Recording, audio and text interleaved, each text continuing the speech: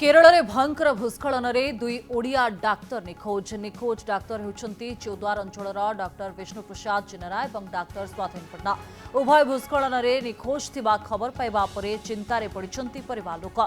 कटक जिला Choudwar housing board बासिंदा तथा high tech medical medicine doctor Vishnu और तांका पत्नी वायनाड रे थिले। विलंबित राति रे हठात भूस्खलन होइतिला जहा परे विष्णुंकर कौनसी पत्ता मिलुनथबा बेले तांका पत्नी सुरक्षित थिबा परिवार लोक कहिसंते।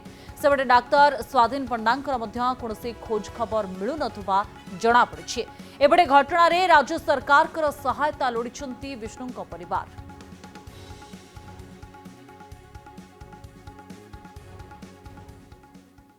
जाइथला तार बेंगलोर ट्रिप रे बेंगलोर से वायनाड जाइथला कौन एमती हिल स्टेशन रही आसला राति 2टार एमती भूस्खलन होती खबर पाइलु। बहुत उद्धार हो बहुत सुरक्षित अच्छी आम खबर पाइचु किंतु पुअर एपर्यंत कौन घर किसी आम पता ना। तेणु चैनल को आम अनुरोध करचु जदि से करके पुओ को उद्धार कर खबरटा आमको देवे आम मैंने बहुत उपकृत हो।